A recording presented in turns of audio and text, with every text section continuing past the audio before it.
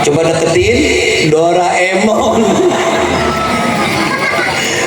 Pak Kades, kapan-kapan undangnya satu grup dong. Dery, Eman, Ginanjar. Kapan-kapan undang ya. Grup lawak Pak Sekawan masih ada tuh, junior abah semua, junior. Kalau angkatan abah sudah pada meninggal. Jojon, Cahyono, Bisut. Ya, kalau Pak Sekawan si junior. Dery, Eman, Ginanjar masih Pak Sekawan. Itu teman-teman abah semuanya masih keturunan Indo, Bu. Indo lokal. Ginanjar dia masih keturunan Bali. Emaknya babu, bapaknya kuli. Aku simulasi. Ini urusannya apa nih? Oh, ngopi. Abang mah nggak ngopi. Ngopi, oh ini tanda ngopi, ngobrol pengetahuan Islam. Di, abang nggak ngerokok tahu? Kok ada rokok sih?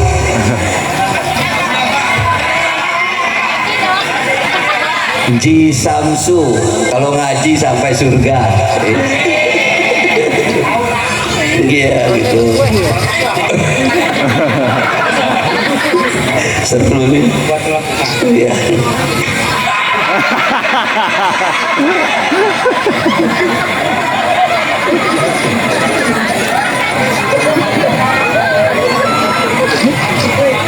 Terima kasih.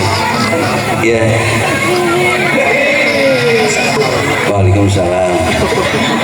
Enggak jelas.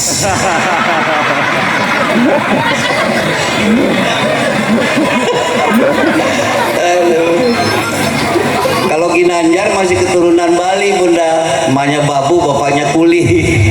Kalau Eman dia masih keturunan Pontianak. Emaknya pocong, bapaknya kuntilanak. Nah, kalau Dery yang paling jangkung dia masih keturunan dari luar. Kalau dia masih keturunan Pakistan. Bapaknya iblis, emaknya setan tuh. Oh, kalau Abah Komar mah rada putih, rada sipit. Masih ada keturunan Cina. Emaknya tukang cuci, bapaknya tukang celana. Puas.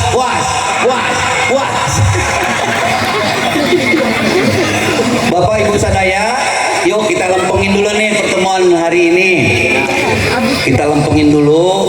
Kalau pertemuan ini adalah bagian dari ibadah kita, maka mesti dilurusin dulu.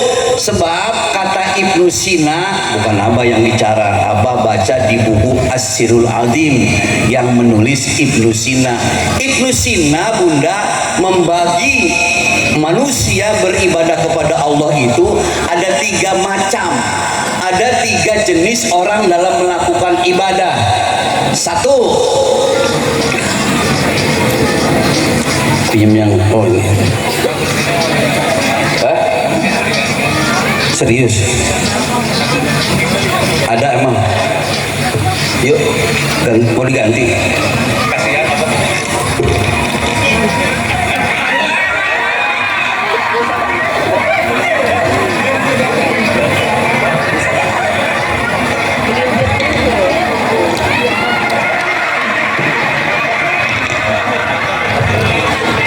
Nggak jelas. Kaneron diambil gitu aja. Punten Pak di pengkarannya. Kata Ibnu Sina, yang pertama ada orang beribadah apapun bentuknya, dia ibadahnya semata-mata karena kepingin masuk surga. Kalau ada orang seperti ini orang ibadahnya seperti pedagang. Dia selalu main hitung-hitungan dengan Allah. Orang yang kayak gini akan kena penyakit, namanya penyakit sum'ah, riya, ujub, takabur. Kepengen dipuji orang ibadahnya. 1 tuh. Yang kedua, kata Ibnu Sina, ada orang ibadah semata-mata karena takut masuk neraka. Kalau ada orang seperti ini, dia akan terjebak dalam sebuah kegiatan ibadah yang bersifat rutinitas ritual. Yang penting gugur kewajiban. Aku sudah sholat, yang penting gugur kewajiban. Aku sudah bayar zakat, yang penting lunas utang. Aku sudah pergi haji ke tanah suci Mekah, selesai. Di kampung udah dipanggil haji pakai topeng putih, sorban putih, sehingga tidak sedikit banyak orang dari Banten kerjanya tiap tahun Banten Mekah, Mekah Banten, Banten Mekah, Mekah Banten tiap tahun. Walaupun dia sudah mengalami pergaulan Islam dalam skala internasional, wawasannya tetap sempit, picik berpikir, dangkal hati, hidupnya seperti katak dalam tempurung. Cuman gara-gara beda rokaat raweh aja nggak akur sama tetangga.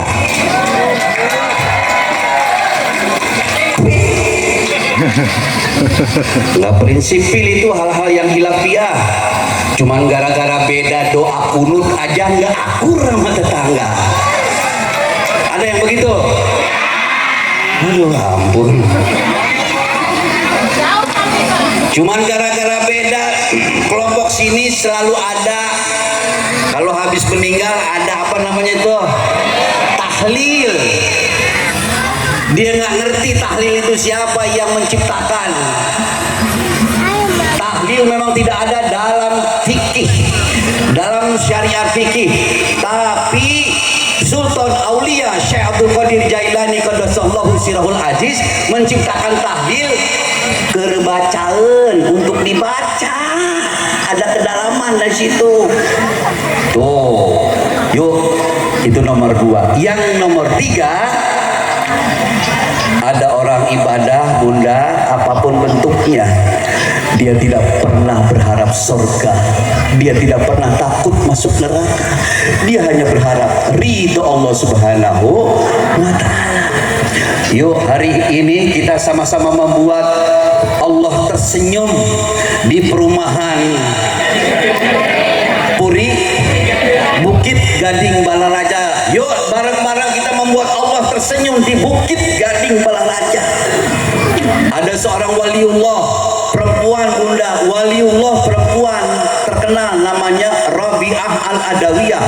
Rabi'atul Al-Adawiyah doanya sangat terkenal bunda. Ya Allah, kalau saja sujud dan ibadahku ini, kalau saja sholatku ini, puasaku ini semata-mata hanya berharap surgamu, kunci saja pintu surga itu ya Allah, kunci saja. Dan kalau saja sujud dan ibadahku ini, sholatku ini, sedekahku ini semata-mata karena rasa takutku masuk nerakamu, bukakan pintu neraka sekarang juga dan masukkan aku ke dalam nerakamu yang paling dalam. Aku tidak itu ya Allah, aku cinta padamu ya Allah, aku ingin kau tersenyum dengan apa yang kulakukan. Yuk bareng-bareng kita sepakat satu sikap. Yuk kita bikin Allah tersenyum dengan apa yang kita lakukan hari ini. Asyik jadinya. Ibu bapak sekalian, kita lempengin. Jangan sampai mubazir. Gitu. 3. Nah, ibu bapak sekalian, insya Allah, Allahumma sholli wa sallim ala sayyidina Muhammad wa ala ali sayyidina Muhammad. Gitu. Insya Allah kita menjadi anak-anak Nusantara yang ada di Bukit Gading Balaraja menjadi manusia yang istiqomah. Amin. Apa itu istiqomah? Istiqomah itu adalah sikap pribadi seorang Islam yang hidupnya tidak pernah setengah-setengah. Bunda, kalau hidup setengah-setengah, hasilnya setengah-setengah. Apapun pekerjaan kita, kalau dilakukan setengah-setengah, hasilnya ya setengah-setengah. Ibu mau tahu contoh hasil pekerjaan setengah-setengah? Bapak mau tahu? Ini contohnya. Saya tidak tahu, mungkin ayah dan ibu saya waktu mengerjakan saya setengah-setengah. Jadi pendek tidak, jangkung tidak. Tapi alhamdulillah Kita harus punya rasa percaya diri yang tinggi. Sebab orang yang tidak percaya kepada dirinya itu ada indikator jelas bahwa dia tidak percaya kepada Allah Subhanahu wa ta'ala. Istiqomah itu adalah sikap pribadi seorang muslim yang hidupnya tidak setengah-setengah. Bunda dan bapak, lampu listrik dia mengeluarkan cahaya karena ada pertemuan ion positif dan ion negatif total. Positif dan negatif totalitas keluarkan cahaya dia. Jangan setengah-setengah, total. Kalau kau ingin sukses, cintai apa yang kamu kerjakan dan kerjakan apa yang kamu cintai. Cintai apa yang kamu kerjakan dan kerjakan apa yang kamu cintai. Total sukses, Bunda, Bapak. Positif ketemu negatif, totalitasnya keluar cahaya, Bunda, listrik itu. Itu penelitian 20 tahun Thomas Alva Edison, keluar cahaya. Padahal positif ketemu negatif. Sebab enak ketemu enak belum tentu enak, Bunda. Bisa jadi tidak enak loh. Contoh, sop kambing enak, kue bolu enak, coba jadiin satu, nggak karuan rasanya. Sop kambing rasa kue bolu, tapi tidak enak ketemu tidak enak belum tentu tidak enak, bisa jadi enak loh. Contoh, tong tidak enak dimakan, seng tidak enak dimakan, coba jadi satu. Tong seng enak dimakan karena total.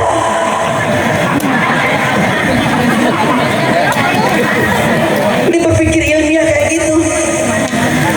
Positif ketemu positif belum tentu positif, negatif ketemu negatif belum tentu negatif. Tapi lihat, positif ketemu negatif secara totalitas keluar cahaya. Jadi manusia Islam yang mampu mengelola hidupnya, yang enak, yang tidak enak, yang positif, yang negatif, dikelola sedemikian rupa secara totalitas, dia akan mengeluarkan cahaya, aura sosok yang bercahaya, pribadi yang bercahaya. Yuk, jangan setengah-setengah. Positif ketemu positif belum tentu positif, bisa jadi negatif.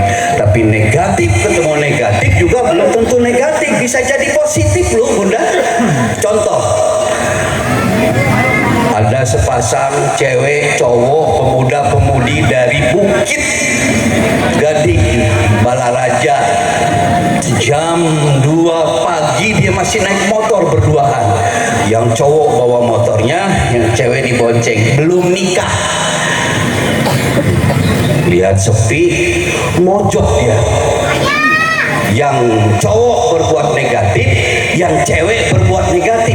Negatif ketemu negatif. Kalau nggak percaya, besok cewek itu periksa ke dokter. Positif tuh sih. Iyo, total, jangan setengah-setengah. Mubazir, ini acara sudah begitu meriah, tapi tidak ada hasil. Yuk, totalitas. Jangan setengah-setengah.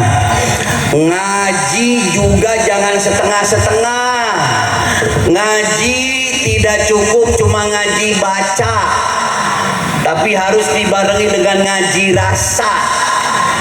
Kalau kita ngajinya cuma ngaji baca, kalau ngaji baca mah lirik ibarat ngupas bawang, yang ketemu kulit lagi. Lamun orang ngaji baca wungkul, ngaji baca mah lirik ibarat ngupas bawang, yang ketemu kulit lagi, nggak pernah ketemu isi. Harus dibarengi dengan ngaji rasa. Abah mau tanya di sini nih, Bu. Uyah garam rasanya apa? Asin. Kata siapa? Garam itu sesungguhnya tidak asin. Dia asin karena kita punya rasa. Asin soteh dabongan urang boga rasa. Asinnya uyahnya, atuh uyah mah asin. Gula rasanya apa, Bunda? Sesungguhnya gula tidak manis. Yang mengatakan manis itu karena kita punya rasa. Api memangnya panas? Tapi rasanya apa Bunda? Api sesungguhnya tidak panas. Yang mengatakan panas itu karena kita punya rasa. Ibrahim alaihissalam masuk ke dalam api, diguyur air keras, dibakar, nggak ada masalah. Para pemain debus dari Banten, dari Cirebon, diguyur air keras, dibakar, nggak kenapa-napa tuh, tesawios-wios. Kenapa sebabnya? Ada ngaji rasa tuh, lah ngaji baca baik itu seimbang. Kumaha ngaji rasa tuh? Bagaimana ngaji rasa itu? Bagaimana? Emangnya enak diomongin sama tetangga? Nggak enak. Ya kalau gitu hidup jangan suka ngomongin tetangga. Emangnya enak difitnah sama tetangga? Nggak enak. Kalau gitu hidup jangan suka fitnah.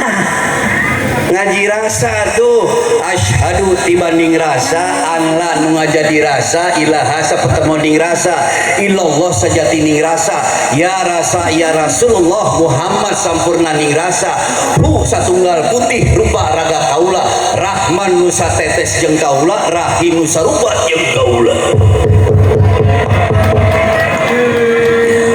Hamdan li rabbil alamin. Allahu Rahman wa Rahim. Qad qaruba fathul mubin. Innahu huwas samiul alim. Jangan setengah-setengah. Total ngaji baca, yang ngaji rasa. Sebab ilmu Islam bukan apa yang ngomong nih, yang ngomong Sultan Aulia Syekh Abdul Qadir Jailani Qaddasallahu sirrul aziz. Kata Sultan Aulia Syekh Abdul Qadir Jailani, ilmu Islam ada 4 tingkat. Tingkat 1,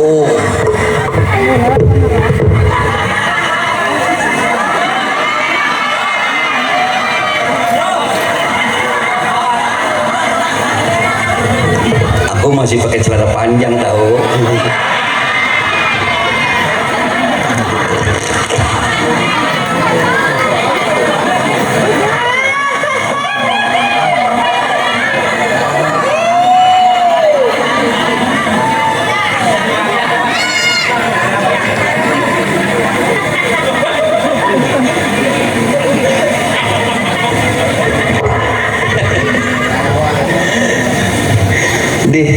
Seru juga. Waduh, nyinggung perasaan nih.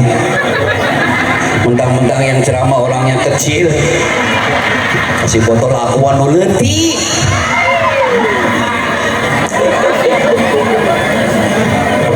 Bunda, apa minum dulu ya? Ya Bunda.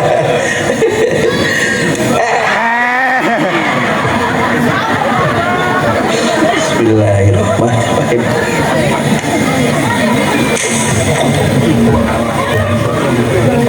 Alhamdulillah, aku rasa jeruk.